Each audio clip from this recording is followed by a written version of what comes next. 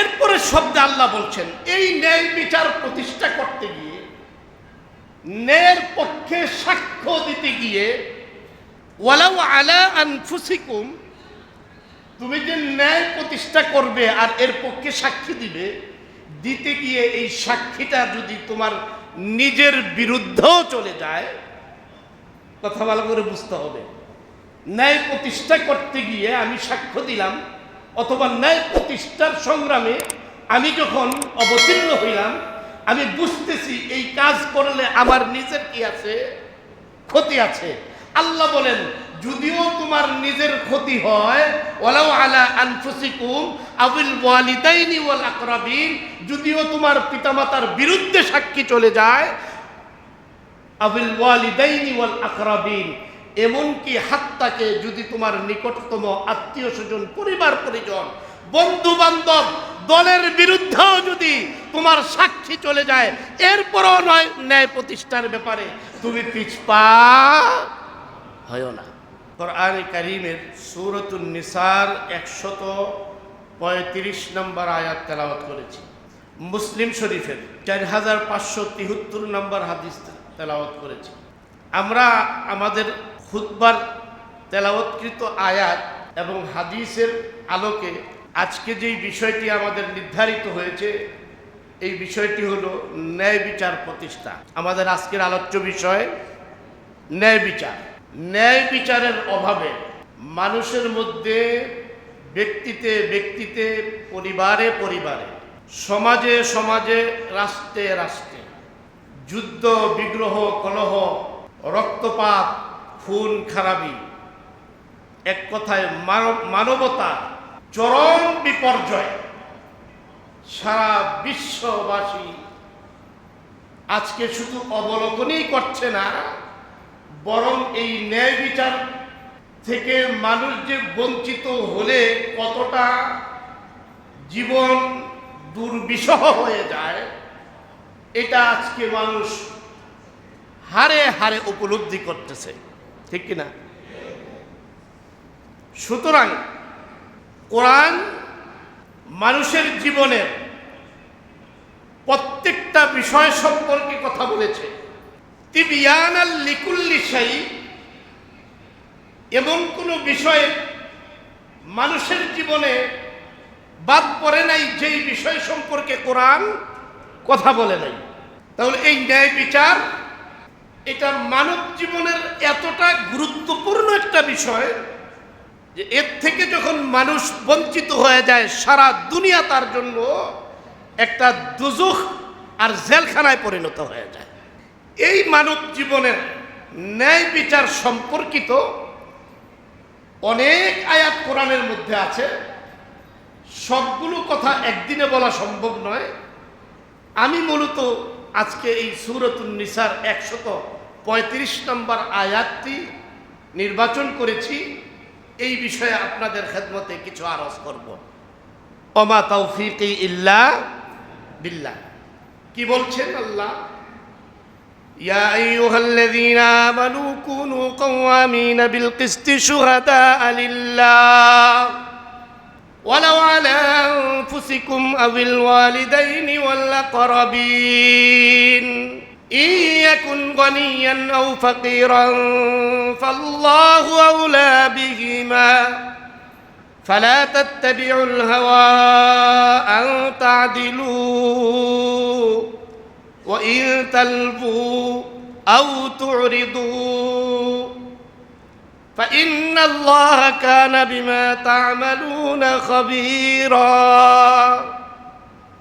আল্লাহ বলছেন ইয়া আইয়ুহাল্লাযীনা আমানু, হে ঈমানদারগণ, কুনু কাওয়ামিনা বিল কিসতি শুহাদাআ লিল্লাহ, পৃথিবীতে ন্যায় বিচার প্রতিষ্ঠার প্রয়োজনে এবং সত্যের পক্ষে সাক্ষ্য দেওয়ার জন্য আল্লাহর হস্তে তোমরা নিজেরা প্রস্তুত হয়ে যাও, ধীরতা অবলম্বন করো, নিজেরা এই সত্য প্রতিষ্ঠার সংগ্রামে নিজেদেরকে অটল অবিচল রাখো।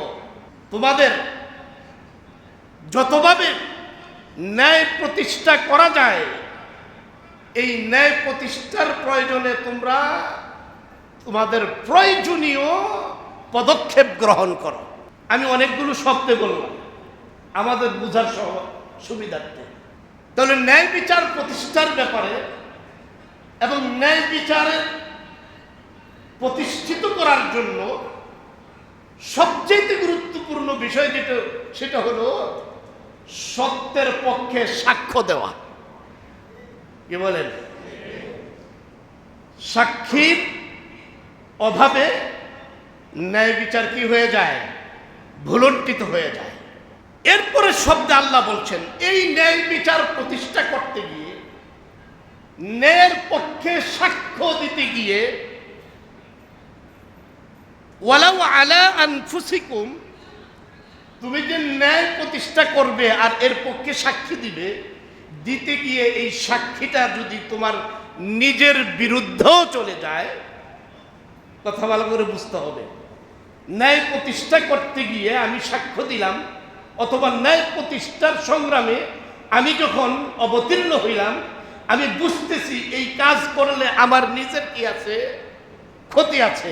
আল্লাহ বলেন যদিও তোমার নিজের ক্ষতি হয়, ওয়ালাউ আলা আনফুসিকুম আবিল ওয়ালিদাইনি ওয়াল আকরাবিন, যদিও তোমার পিতামাতার বিরুদ্ধে সাক্ষী চলে যায়, আবিল ওয়ালিদাইনি ওয়াল আকরাবিন, এমনকি হাত্তাকে যদি তোমার নিকটতম আত্মীয় স্বজন, পরিবার পরিজন, বন্ধু বান্ধব, দলের বিরুদ্ধেও যদি তোমার সাক্ষী চলে যায়, এরপরও নয় ন্যায় প্রতিষ্ঠার ব্যাপারে তুমি পিছপা হয় না।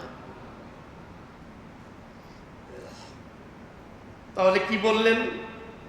ইমানদাররা ন্যায় প্রতিষ্ঠা করার জন্য প্রস্তুত হও, এবং এই ন্যায় প্রতিষ্ঠা করতে গিয়ে যত বাধা আসবে সেই বাধাকে উপেক্ষা করে ন্যায়ের পথে অটল অবিচল থাকো, এবং এই ন্যায় প্রতিষ্ঠা করতে গিয়ে আল্লাহর জন্য তুমি কারো ভয়ে ভীত না হয়ে, প্রলোভনে না পড়ে, আল্লাহর সন্তুষ্টির জন্য তুমি ন্যায়ের পক্ষে সাক্ষ্য প্রদান করো।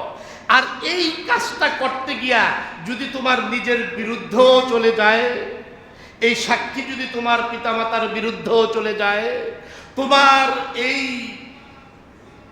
সাক্ষীটা যদি তোমার আত্মীয় স্বজন পাড়া প্রতিবেশীর বিরুদ্ধেও চলে যায়, যদি তোমার বন্ধু বান্ধবের বিরুদ্ধেও চলে যায়, এমনকি যদি তোমার দলের বিরুদ্ধেও চলে যায়, এরপরেও তুমি ন্যায় প্রতিষ্ঠার এই সংগ্রামে, ন্যায় প্রতিষ্ঠার এই আন্দোলনে, ন্যায় প্রতিষ্ঠার, ন্যায় বিচার দুনিয়াতে প্রতিষ্ঠার এই যে এক আন্দোলন, এই আন্দোলনে নিজেকে অটল এবং অবিচল রাখো।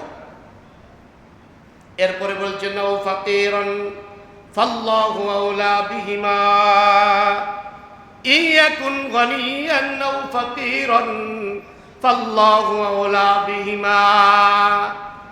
মনে রাখো, ইয়াকুন গানিয়ান, যার বিরুদ্ধে তুমি সাক্ষী দিবা ন্যায় প্রতিষ্ঠা করার জন্য, ওই ব্যক্তি যদি ধনী হয়, সেই ব্যক্তি যদি সম্পদশালী হয়, সেই ব্যক্তি যদি চেয়ারের মালিক হয়, সেই ব্যক্তি যদি ক্ষমতাধর হয়, আও ফাকিরান, অথবা ওই ব্যক্তি যদি দুর্বল হয়, অসহায় হয়, দরিদ্র হয়, একেবারে হীন, এমন যদি হয়ে যায়, দুই শ্রেণী, একটা ধনিক শ্রেণী আর একটা দরিদ্র শ্রেণী, ধনির প্রলোভনে পড়ে তুমি যেন তার পক্ষে মিথ্যা সাক্ষী না দাও।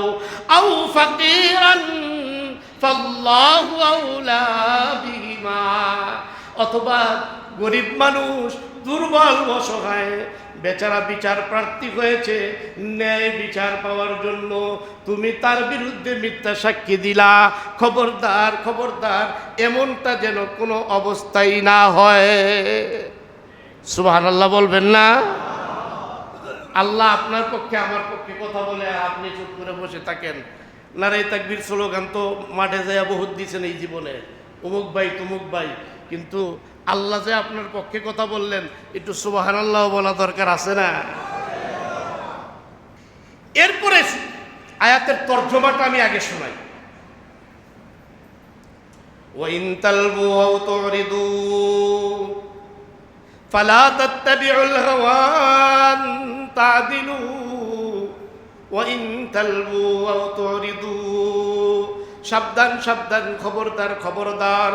ফালা তাত্তাবিউল হাওয়া, এই সত্য ন্যায় বিচার প্রতিষ্ঠা করতে গিয়ে তুমি যেন নিজের নফসের অনুসরণ না করো, নফসের অনুসরণ না করো।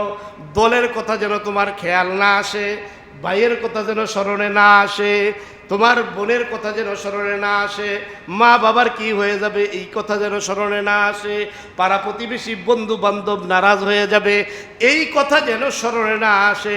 সাবধান, ফালা তাত্তাবিউল হাওয়া, নফসের অনুসরণ থেকে নিজেকে বিরত রাখো। সত্য যাই তাই তুমি সাক্ষ্য দাও।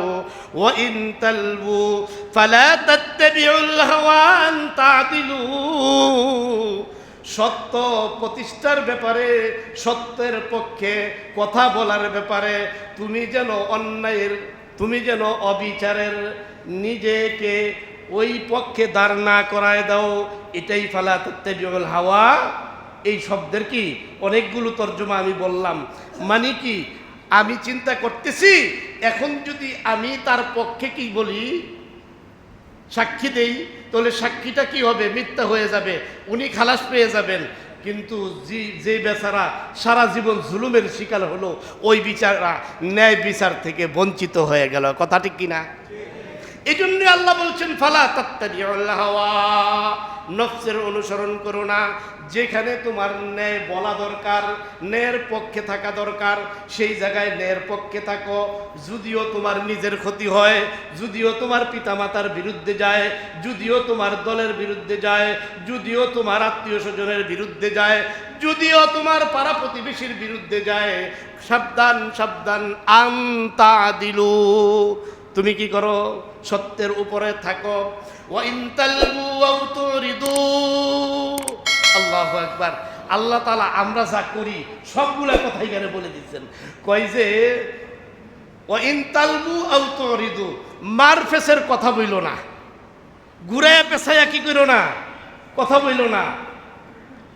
এরপরে বিভিন্ন অজুহাত দেখাইয়া তুমি নিজেকে দূরে সরাই নিও না সত্যের ব্যাপারে, ন্যায় বিচার প্রতিষ্ঠার ব্যাপারে। ফোন দিছে, চিন্তা করছে সর্বনাশ, এখন আমি গেলে যদি সত্য কথা বলি তাহলে তো মুসিবত। এখন ফোনে বলতেছে ভাই শরীরটা ভালো না, শরীরটা কি না, বাসায় ঘুমায়া বলতেছে যে আমি তো আসলে বাসায় নাই, বাহিরে একটা কাজে চলে আসছি অনেকদিন পরে। অবশ্য আপনাদের আমাদের সমাজে এরকম নাই, আল্লাহ ছাড়াইছে। কি কয়? আছে।